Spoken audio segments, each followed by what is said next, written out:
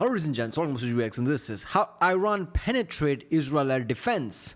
Fattah hypersonic missile. Fattah 2, to be precise. No AI were used in the making of the video. That's how bad it's become. You have to give, like a first frame. You have to give this message. Like there is no AI in this one. All right, this is my channel, AI Telly. Oh, that's why his channel's name is AI Telly. All right. Yeah, this is a good channel. Like I've seen few videos like I've been watching recently after like Maduro thing. And this might come in handy because this explains why Saudi Arabia and Qatar is saying no to America. Don't use our space to do anything. We don't want to be attacked by this. How good is Fattah 2? We'll see in this video. Let's watch this one.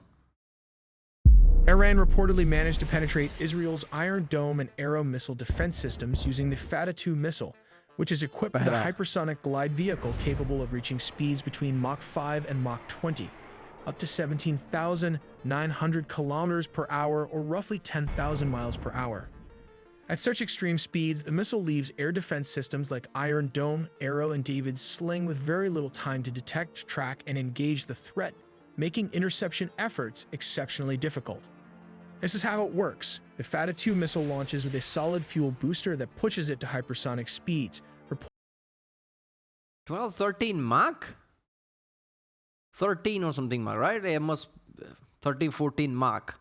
How does Iran has that? All right. Reportedly over Mach 15 as it climbs to high altitudes. Once it reaches the edge of the atmosphere, the booster separates and the glide vehicle, carrying the warhead, begins its independent flight. Re-entering the atmosphere at extreme speed, the glide vehicle uses its aerodynamic design and a small liquid fuel engine to maneuver unpredictably, typically flying between 12 and 30 kilometers above the ground. As it approaches the target, it drops to a lower altitude and performs sharp evasive maneuvers at speeds above Mach 5. This combination of speed, agility, and a shifting flight path makes it incredibly hard for air defenses to track or intercept. Huh? It's a ballistic missile that is ballistic, go out in space, that enters at 15 Mach. Then it's, like it maneuvers, goes to Mach 5 now. Why not just make a cruise missile? Or because they don't have a cruise missile, they're doing the ballistic missile does all this shit? Come on. What's the point of that?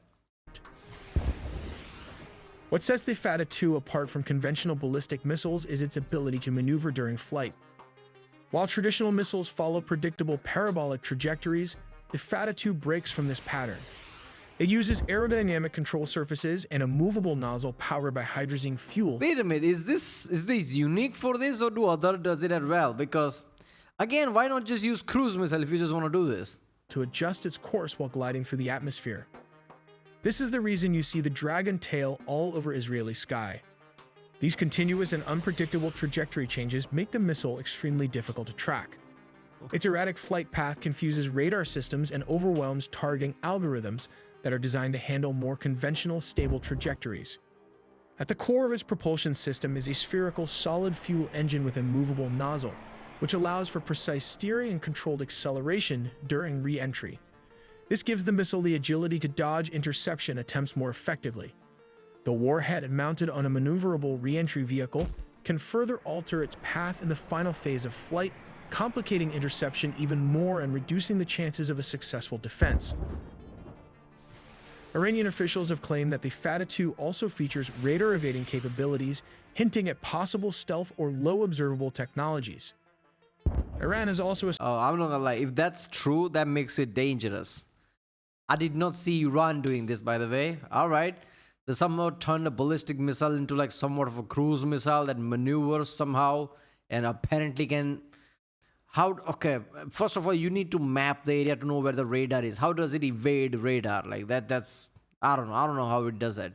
I don't know, it's just weird. Like there are many type of like glide, like missiles, glide bombs, the cruise bomb. Like there are many different type of technology. Why use ballistic missiles to do all these things? Asserted that the Fattah 2 has already penetrated Israeli air defenses and struck high-value targets, including military intelligence facilities and the Israeli Air Defense Headquarters in Tel Aviv.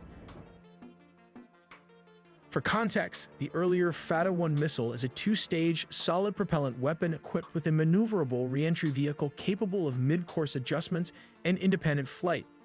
Its warhead includes thrust vector control, allowing it to execute evasive maneuvers during both the mid-course and terminal phases of flight, sometimes as close as 100 kilometers from the target. One of Israel's major disadvantages is its small size. In terms of land area, Israel is roughly 75 times smaller than Iran, making Iran about 7,400% larger. This stark contrast highlights just how compact Israel is by comparison. Because of its limited size... Yeah, but isn't that easier to defend? Because you know where to jam-pack all the defenses. You know where to put Iron Dome. In Iran, you can only put it some places because it's too big. Right? I don't know. Virtually any missile launched toward Israel can reach its target within minutes. This drastically reduces the time available for detection, warning, or evacuation. Geographically, Israel stretches about 470 kilometers. This is around 290 miles from north to south. But at its narrowest point, it's only around 15 kilometers, which is 9 miles wide, with a maximum width of about 135 kilometers. This is around 84 miles. That's insanely small. Because of Iran's larger size, it can hide its stockpiles of missiles all over the place, and this makes it harder for Israel to destroy every missile storage. Let's take a look at why the Iron Dome failed to intercept the Iranian ballistic missiles.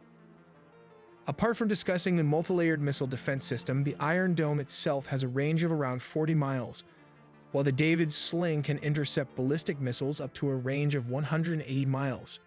The top-tier Arrow anti-ballistic missile systems can target threats up to 1,500 miles away. Damn.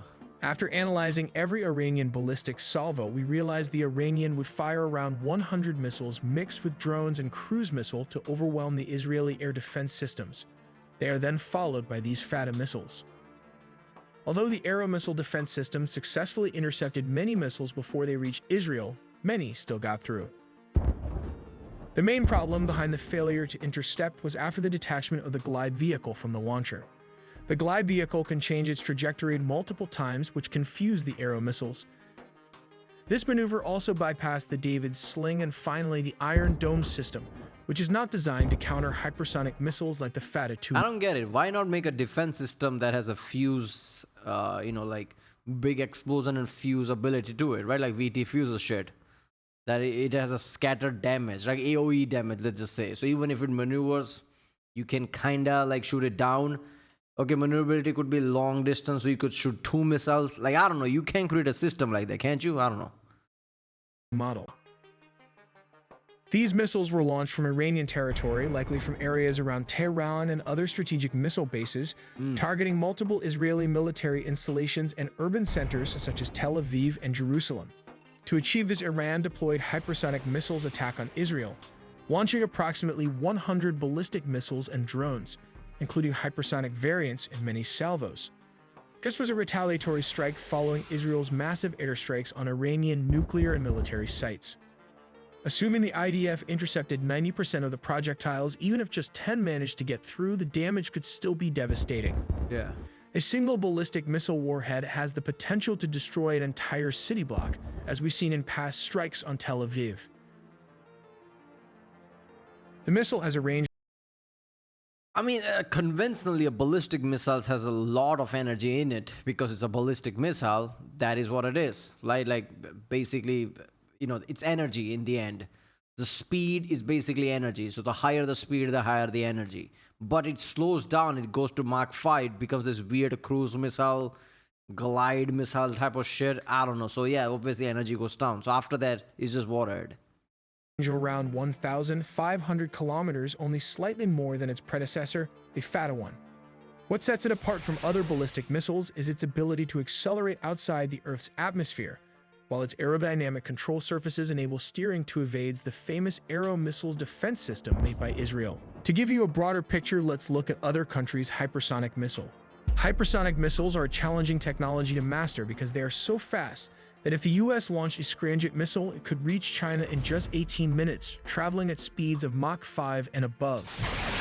These are ICBMs. I don't think Iran has that. ICBMs are completely different. Scramjet engines collect oxygen from the atmosphere as they travel, mixing it with hydrogen fuel to create the combustion needed for hypersonic flight. Meanwhile, glide hypersonic vehicles like the Chinese Dongfeng 17 became the first to integrate into production with conventional and nuclear warheads. They are also designed to target U.S. aircraft carriers, as they can change their trajectory mid-flight. This U.S. Aero AGM hypersonic weapon is a missile within a missile which pops out its cover and uses only the glide vehicle kinetic energy as a weapon, and not to forget the Russian hypersonic missile like the Kinzhal. To qualify as a hypersonic missile, it must possess three key attributes: speed, It's more than Mach 5, isn't it? maneuverability, and accuracy. Let's look at speed. As we all know, Mach 1 represents the speed of sound, which serves as our benchmark. To better understand this, let's make a few comparisons. Commercial airliners, for example, fly subsonically, just below Mach 1. In contrast, modern fighter jets can travel supersonically, reaching speeds of Mach 2 or 3. When we refer to hypersonic speeds, we're talking about anything Mach 5 and above. Yeah, so Mach 5 and above is all like hypersonic.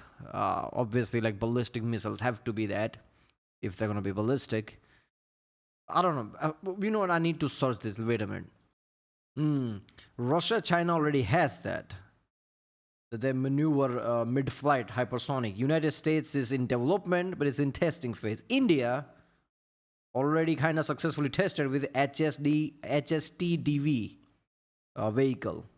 So there, North Korea claims, okay, and France and both countries announced. So France and Germany is gonna do that. So Russia, China already has that. India successfully tested it, and United States is under development with scramjet. All right.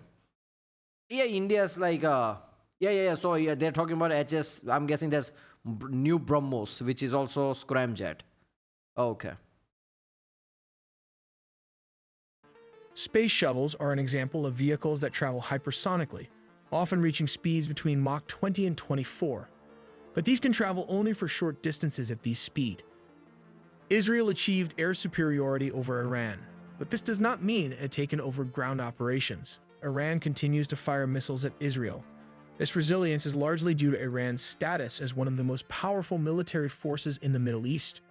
Over the years, Iran has developed a missile doctrine centered on dispersal and survivability. Its launchers are often mobile, concealed, or housed in hardened facilities, making it extremely difficult for Israeli strikes to neutralize all launch capabilities quickly. This built-in redundancy ensures that even after heavy bombardment, some missile systems remain operational. Prior to the latest conflict, Iran was believed to possess one of the largest ballistic missile arsenals in the region, with estimates ranging from 2,000 to over 3,000 missiles capable of reaching Israeli territory. Even after launching hundreds of missiles and suffering significant damage to its launch infrastructure, Iran is still thought to retain a substantial stockpile, possibly between 300 and 1,300. Yeah, after Israel completely destroyed Israel and US, mostly Israel, right? I don't know. USA was kind of in the background, didn't want to admit it, but USA was also involved. Destroyed all their defenses and like ballistic missile stockpiles. Recently, it's been known that they rebuilt it, which means they have a lot of missiles now, Iran. So this is why Saudi Arabia and like Qatar is like, no, we don't want that hate. Now, is that a threat for the aircraft carrier Abraham? Yeah, that one, right? Yeah, so the aircraft carrier, American aircraft carrier that is near Iran. Isn't that a threat? Like, okay, they have Aegis system probably, but what if that can stop it? One missile passing through, wouldn't that damage a lot when it comes to aircraft carrier? I don't know. 100 medium-range ballistic missiles, posing an ongoing threat to Israeli security. A single ballistic missile warhead has the potential to destroy an entire city block, as we've seen in past strikes on Tel Aviv. One of their most effective strategies is the use of mobile missile and drone launchers. Instead of relying on fixed launch sites that can be easily targeted, they mount short-range ballistic missiles and drones on trucks, allowing them to fire and relocate quickly before being detected. This approach makes preemptive strikes far more difficult and reduces the effectiveness of traditional air campaigns. Their weapon stockpiles are also scattered across rugged terrain rather than concentrated in a few locations. By decentralizing their arsenals, they minimize the damage of large-scale bombing raids and ensure they always have access to weapons, even after repeated attacks. Let's examine the cost implications of a single day of missile attacks. Iran expended over $200 million by launching ballistic missiles along with drones, whereas the IDF spent $1 billion to defend itself. This includes the Aram missile, which costs around $2.5 million. The David Sling costs around $1 million to produce, while the Iron Dome costs around $20,000 to $100,000 for a single missile, depending on inflation. By contrast, Iranian ballistic missiles cost around $200,000 each, and its drones only $20,000 to $50,000 each. Yeah, they don't even drinking water and they're like spending $200,000 a piece ballistic missile. There you go. We also make original engineering content, so please subscribe and hit the... Yeah, there you go. Yeah, but go to original video page link and from there support this channel. Yeah, I didn't know about like Fattah 2 doing this. Yeah, some countries have that capability with scramjet, but this is not scramjet, this is ballistic missile. So there is no other ballistic missile who does that. There's a reason behind it. Why would ballistic missile need to do that? You can do it with scramjet.